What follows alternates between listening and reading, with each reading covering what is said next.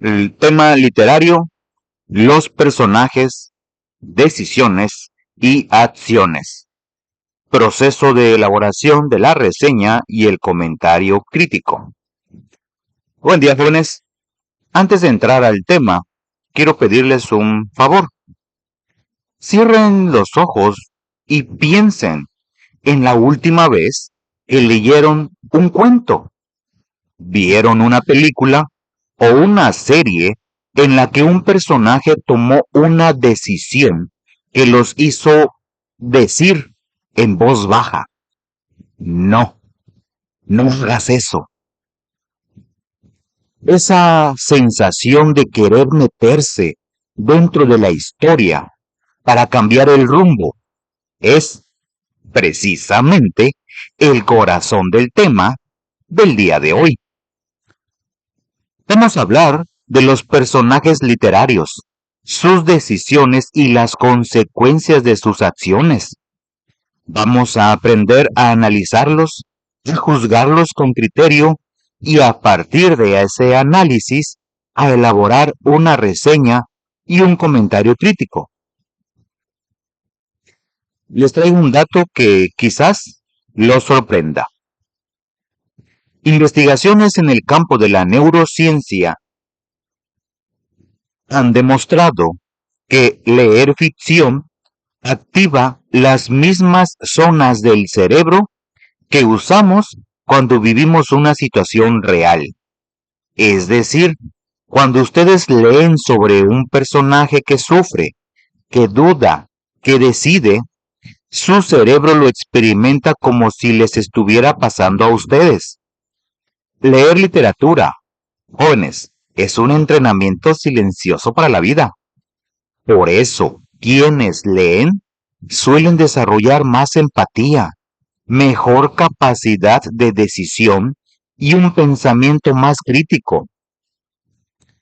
Les quiero proponer un viaje a través de un cuento que no van a olvidar: El almohadón de plumas, de un escritor que convirtió el dolor de su vida en literatura universal. Empecemos por lo esencial. Un texto literario es aquel en el que el autor plasma un alto grado de emotividad y expresividad. Utiliza recursos del lenguaje metafórico, es decir, palabras que van más allá de su significado literal, para transmitir sensaciones, imágenes y emociones. La finalidad de este tipo de texto es conmover y atrapar al lector dentro del relato para transmitirle un mensaje de reflexión o de enseñanza. Póngalo así: cuando alguien les manda un mensaje que dice voy para la escuela, eso es un texto informativo, frío, directo, sin alma.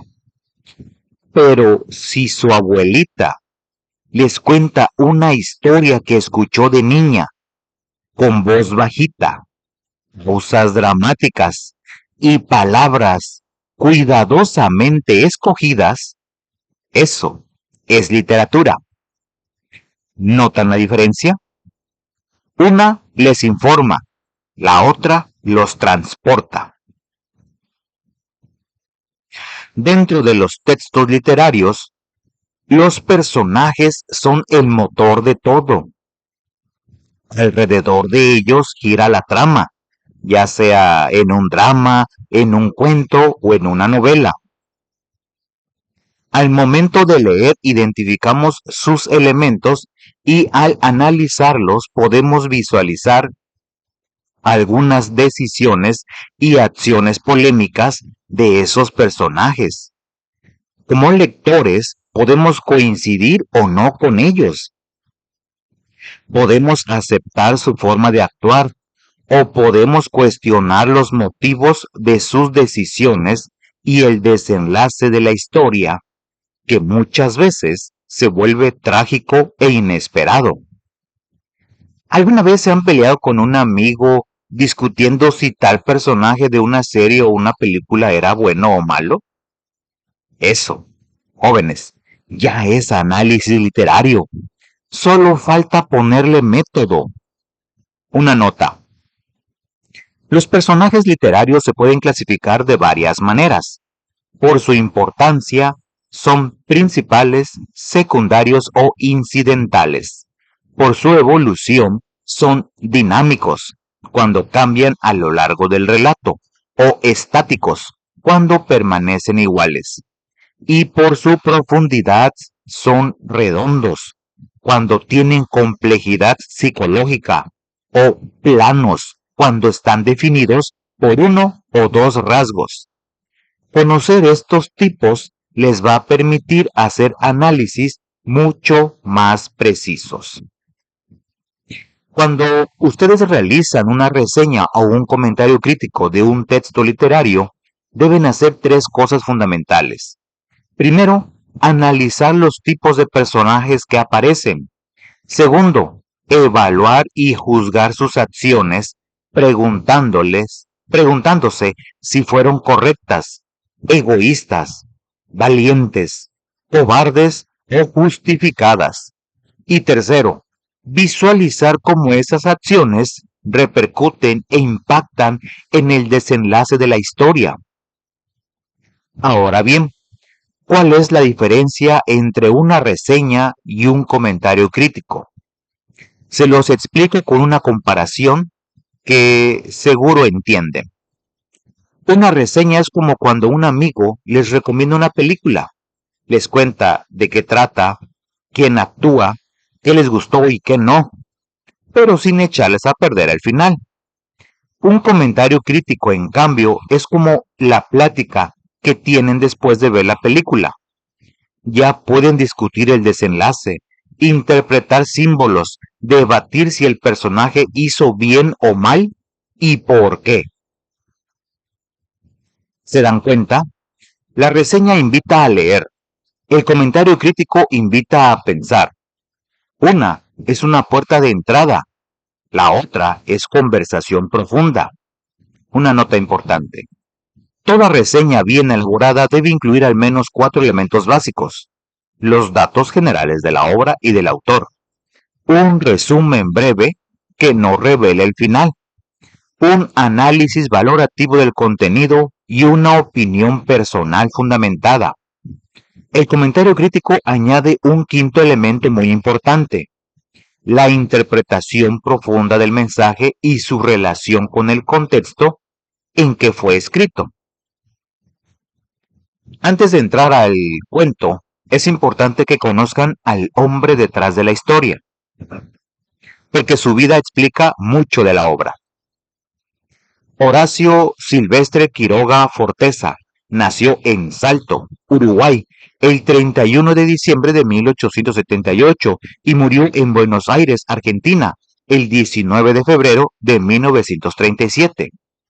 Es considerado uno de los padres del cuento moderno latinoamericano, y su influencia llega hasta los escritores más grandes de nuestra lengua.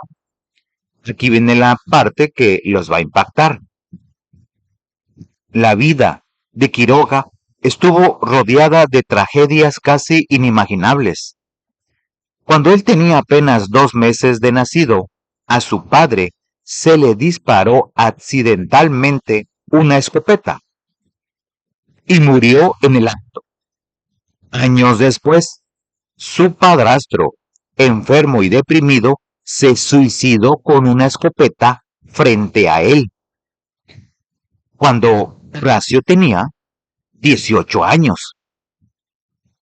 En un viaje a París, él mismo mató accidentalmente a un amigo muy cercano al disparársele una pistola que estaba revisando. Su primera esposa se suicidó bebiendo químicos que el propio Quiroga usaba para revelar fotografías, y él la cuidó durante los 8 días que tardó en morir. Y finalmente, en 1937, al enterarse de que padecía cáncer, Quiroga tomó un vaso de cianuro en un hospital de Buenos Aires para quitarse la vida. Ahora entienden por qué sus cuentos hablan tanto sobre la muerte, la locura y la fatalidad? La literatura, muchas veces, es el espejo donde los autores proyectan sus fantasmas más profundos. Quiroga convirtió su dolor en arte, y ese arte nos llega hoy a nosotros, más de 100 años después, aquí, a nuestra escuela. Quiroga fue tan admirador del escritor estadounidense Edgar Allan Poe que adoptó su estilo de cuento de terror, con finales impactantes e inesperados. De hecho, Quiroga escribió un texto famoso llamado Decálogo del Perfecto Cuentista. 10 mandamientos para escribir buenos cuentos. Uno de los más importantes dice, en pocas palabras, que no se debe empezar a escribir sin saber desde la primera palabra hacia dónde vamos, porque en un cuento bien logrado, las 3 primeras líneas tienen casi la misma importancia que las 3 últimas. Interesante, ¿verdad? El buen escritor es como un arquitecto. Sabe dónde pondrá la puerta y dónde el techo antes de empezar a construir. Una nota. Escritores posteriores como Julio Cortázar, Juan Rulfo y Gabriel García Márquez reconocieron públicamente la influencia de Quiroga en su formación literaria. Cortázar tomó de él la idea del cuento como una bomba de tiempo que estalla al final. Es decir, sin Quiroga, quizás no tendríamos la literatura latinoamericana tal como la conocemos hoy. Vamos ahora al cuento que nos ocupa. El almohadón de plumas fue publicado por primera vez el 13 de julio de 1907 en la revista argentina Caras y Caretas, y más tarde fue incluido en el famoso libro Cuentos de amor, de locura y de muerte, publicado en 1917, que es la obra cumbre de Quiroga. Déjenme contarles la historia. El cuento nos presenta a Alicia, una joven recién casada, descrita como rubia angelical y tímida, y a su esposo Jordan, un hombre duro, frío, silencioso, de impasible semblante, como dice el texto. Vive en una casa enorme, blanca y silenciosa, con frisos y columnas de mármol, descrita como un palacio encantado, donde los pasos retumban y el frío emocional lo invade todo. Ya desde el principio, el ambiente de la casa nos avisa que algo no está bien. Aunque Alicia ama a Jordan, sufre en silencio porque su esposo, aunque también la ama, jamás se lo demuestra. El narrador nos dice que la luna de miel fue un largo escalofrío. 3 meses después de casarse, Alicia empieza a enfermarse. Primero parece un simple resfriado, pero después aparece una anemia aguda e inexplicable. Los médicos no encuentran la causa. La joven empieza a tener alucinaciones. Ve un antropoide, es decir, una figura parecida a un ser humano, apoyado sobre la alfombra, mirándola fijamente. Noche tras noche empeora. Cada mañana amanece más pálida, más débil, como si alguien le estuviera robando la vida. En apenas 5 días, Alicia muere, prácticamente desangrada.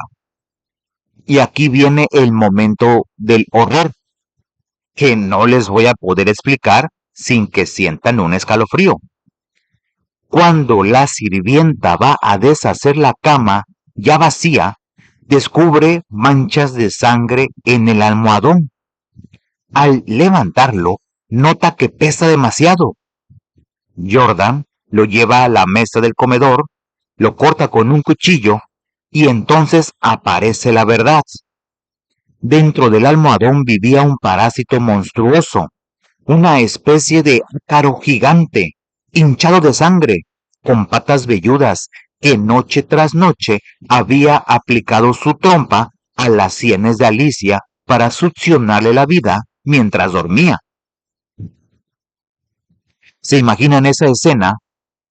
¿No les dan ganas de revisar sus almohadas esta noche? Una nota importante. Aunque el cuento es ficción, sí existen ácaros reales que habitan en las almohadas y los colchones. Se llaman ácaros del polvo doméstico. Son microscópicos y no succionan sangre humana, pero sí causan alergias respiratorias en una parte importante de la población. Por eso los especialistas en salud recomiendan lavar fundas y almohadas con agua caliente cada 2 semanas aproximadamente y cambiar las almohadas cada 1 o 2 años. Tranquilos, jóvenes, ningún ácaro real es como el del cuento. Quiroga usó la ciencia de su época para darle credibilidad a su horror, y eso es precisamente lo que hace que el relato nos siga aterrando más de 100 años después. Ahora llega el ejercicio más importante, el que ustedes van a realizar. Vamos a analizar los personajes juntos para que les quede claro cómo se hace. Alicia es la protagonista. Es joven, sensible, enamorada. Pero su decisión más polémica, aunque ella quizá ni se dé cuenta de que es una decisión, es callar su sufrimiento. Desde el inicio del cuento, el narrador nos dice que Alicia había concluido por echar un velo sobre sus antiguos sueños, que vivía dormida en la casa hostil, sin querer pensar en nada. ¿Qué les pasa a las personas cuando callan todo lo que sienten? Exacto, se enferman por dentro. Muchos estudiosos de la literatura interpretan que la anemia de Alicia no es solo física, sino también emocional. El amor frío de Jordan la consume desde antes de que el parásito apareciera. Jordan, el esposo, es un personaje fascinante, precisamente porque no hace nada abiertamente malo. Él amaba a Alicia, dice el narrador, profundamente sin darlo a conocer. Pero, jóvenes, pregúntense, ¿de qué sirve amar si no lo demostramos? Jordan camina sin cesar de un extremo a otro de la sala mientras su esposa agoniza. Apenas se acerca a acariciarla. Por eso muchos críticos lo consideran el verdadero vampiro del cuento. Un vampiro emocional que absorbe la vitalidad de Alicia con su indiferencia, así como el parásito le chupa la sangre, literal. El paralelismo es impresionante. Cuando Alicia alucina con ese antropoide que la mira fijamente, muchos lectores creen que en realidad está viendo, sin saberlo, la figura de su propio marido. El médico representa la ciencia impotente, diagnostica una gran debilidad que no me explico, y al final solamente se encoge de hombros. ¿Qué nos dice esto? Que a veces, incluso los expertos no tienen todas las respuestas, y que hay cosas que escapan a lo racional. La sirvienta es un personaje secundario, pero fíjense qué importante. Sin ella, el misterio nunca se habría resuelto. Es ella quien nota las manchas, quien siente el peso extraño del almohadón, quien da el grito de horror. Moraleja, en la literatura como en la vida, los personajes pequeños muchas veces son los que mueven la historia. Y el parásito, sí, también cuenta como un personaje simbólico. Representa aquello oculto que destruye silenciosamente. Y aquí les lanzo una pregunta para que reflexionen. ¿No hay parásitos emocionales también en la vida real? Personas, relaciones, hábitos o incluso pensamientos que nos van absorbiendo la energía poco a poco sin que nos demos cuenta. mensajes podemos rescatar de este cuento? Yo veo al menos 3 lecturas posibles y cada uno de ustedes podrá encontrar la suya. La primera lectura es la más evidente. El peligro puede estar en los lugares más cotidianos e insospechados. El horror no siempre viene de afuera. A veces duerme justo debajo de nuestra cabeza. La segunda lectura, más profunda, las relaciones humanas frías, sin comunicación ni ternura, también matan.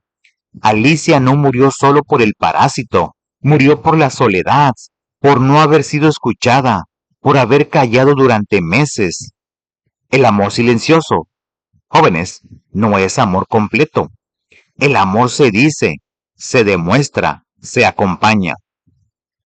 La tercera lectura es la más útil para ustedes. La importancia de prestar atención a quienes amamos.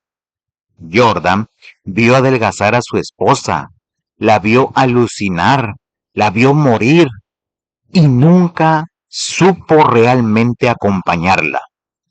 ¿Cuántas veces nosotros mismos vemos a alguien cercano sufrir y no nos damos cuenta? ¿Cuántas veces somos nosotros los que sufrimos en silencio? Una nota importante.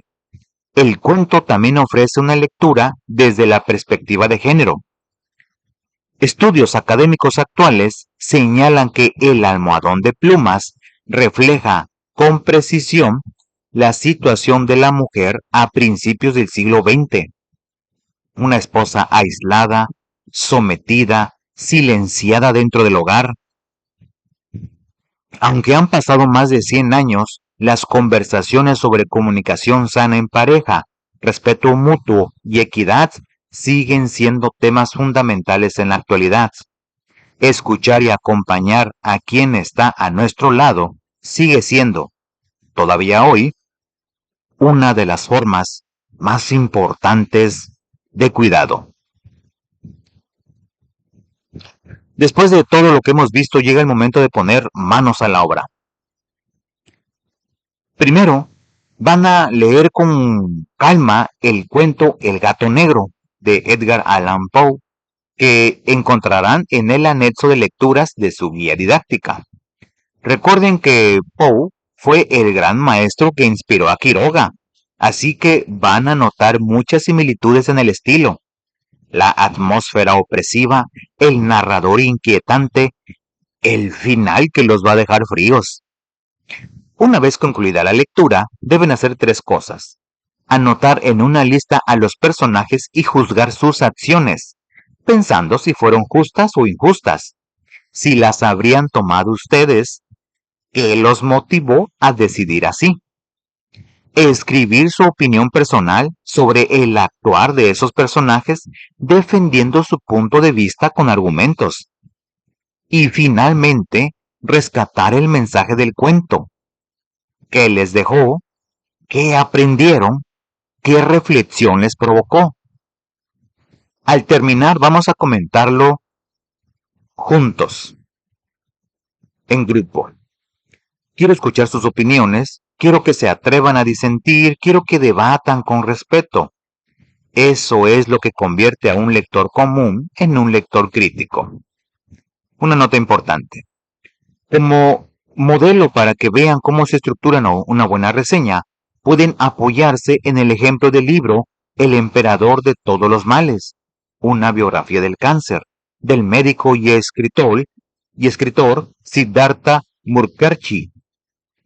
Esa obra ganó el premio Pulitzer de no ficción en 2011 y es considerada uno de los textos de divulgación científica más importantes de nuestro tiempo. Su reseña es breve, clara y transmite tanto el contenido como la emoción del libro. Ese es el equilibrio que ustedes deben buscar en sus propias reseñas. Información precisa, pero con alma. Jóvenes, hemos llegado al final de nuestro video. Quiero que nos tomemos un momento para cerrar bien. descubrimos que el texto literario no es un simple pasatiempo, es una ventana abierta al alma humana. Conocimos al gran Horacio Quiroga, cuya vida, llena de tragedias, lo llevó a convertirse en uno de los maestros del cuento latinoamericano. A través de su relato, El almohadón de plumas, aprendimos cómo los personajes, con sus decisiones y acciones, construyen el destino de la historia. Alicia cayó su dolor. Jordan fue frío e indiferente. El médico no supo diagnosticar. La sirvienta descubrió la verdad. Cada uno, con lo que hizo o dejó de hacer, contribuyó al desenlace trágico. También aprendimos que hacer una reseña o un comentario crítico no es solo repetir lo que dice un libro, es pensar, juzgar, dialogar con el autor, es dejar de ser lectores pasivos para convertirnos en lectores activos y críticos, que cuestionan, que interpretan, que se atreven a tener opinión propia. Por eso, espero que se lleven esa reflexión más allá de este video. Las decisiones que tomamos, incluso las más pequeñas, incluso el silencio, tienen consecuencias. Así como los personajes de un cuento, nosotros también somos protagonistas de nuestra propia historia. La diferencia es que nosotros sí podemos elegir cómo continúa y cómo termina. Los invito a que cuando lean, no solo pasen las páginas, cuestionen a los personajes, discutan con ellos, aprendan de sus aciertos y de sus errores, porque leer es vivir muchas vidas en una sola, y cada vida que habitan los hace más sabios, más humanos, más libres. Y les dejo una pregunta final, para que vayan reflexionando. Si alguien tuviera que analizar los personajes de la historia de su vida, ¿qué decisiones de ustedes juzgaría con aplausos? ¿Y cuáles los haría gritar? No, no hagas eso. Muy bien, jóvenes, eso es todo por este video. Recuerden suscribirse al canal, dejen su like, comenten y compartan.